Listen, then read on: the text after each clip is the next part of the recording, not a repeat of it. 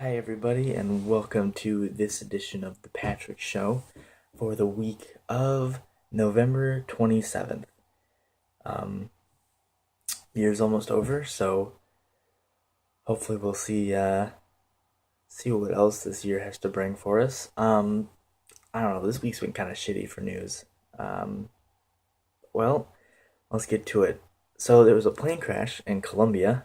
That kind of sucked. The Brazilian soccer Chapecoense soccer team was going from Brazil to Colombia for the final legs of a tournament, and um, the plane ran out of fuel 8 miles short and crashed, killing pretty much everybody on it.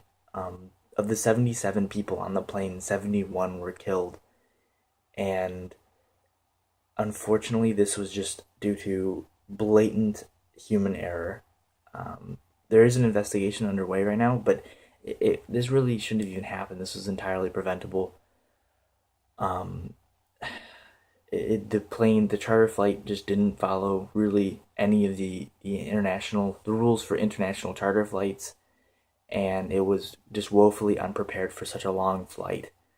And this really shouldn't have happened, and it is a complete tragedy. And my condolences for all involved. And hopefully, this comes to a resolution that everyone's happy with. On equally morbid news, Chicago reached a significant milestone a couple days ago.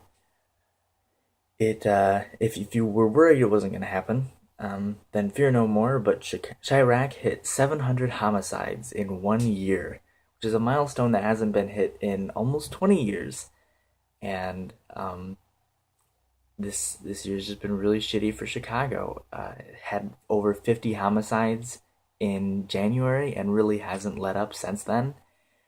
Over 400 or over 4,000, sorry, people have been shot in Chicago this year, with over 50% bump in homicides and shootings in general in Chicago since last year. This hasn't happened since 97 and 98, where there were 761 and 704 homicides in each of those years respectively. And we're, I'm sure, well on the way to beating both of those numbers this year. We still have 1 month left, and I'll be surprised if we don't beat both of those numbers. Um, I don't know. This is a tragedy for Chicago. It's really unfortunate, and hopefully Chicago can pull it together for next year and um trying to stop shooting people. There's definitely better things you can be doing with your time. In slightly less morbid and sad news, Jill Stein in her recount vote is going quite strong. I mentioned last week that she was running a campaign for recount vote, and that whole thing raised $7 million to fund it. So it's totally a thing. And she has, once she raised enough money, she filed for recounts in Michigan, Wisconsin, and Pennsylvania. She's run into a little bit of issues with Michigan because they like just finished counting all of their ballots in the first place, and so the Trump campaign kind of raised an objection to a recount since they just finished. But she's been steamrolling ahead with Pennsylvania right now, and she's just been taking it to the courts to try and make sure that this gets done right. Um, I'll be interested to see what results, if any, happen. She's pushing for a county by county recount effort, as well as like going to state, making a statewide recount call as well. So I'll be interested to see what happens.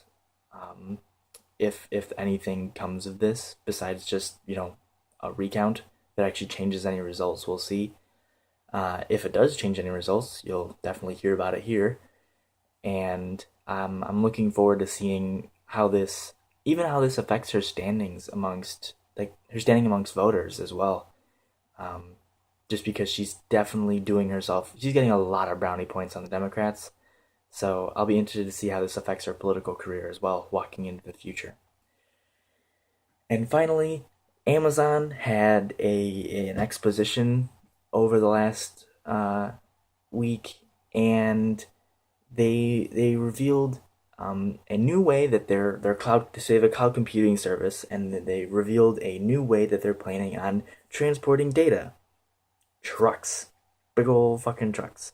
Um, they've dubbed it snowmobile, and these trucks, they're semi trucks with cargo containers on the back of them, and they'll be able to physically move around 100 petabytes worth of data. Now, just for a point of reference, 1 petabyte is, I think it's like 100 gigabytes, and they're able to move 100 petabytes on these trucks. And while it's by no means going to make things, super flash, instant fast, it's definitely going to improve the data transfer speeds. Right now, moving that much at current high speed internet speeds would take years. And so we're transferring, years worth of transfer time down to, like a month or two. I'll be definitely interested to see. That's going to be a very good improvement for Amazon, especially after they partnered with VMware to help improve their cloud computing service in the first place. So definitely looking forward to seeing Amazon improve over the next year. And that is it for this week for interesting news that's crossed my desk. If you want to read more about anything I mentioned in this video, you can see links for further reading in the description below. Anything specific you want me to talk about, feel free to say something in the comments. Make sure you like, subscribe, and tell all your friends. And I will see you next week.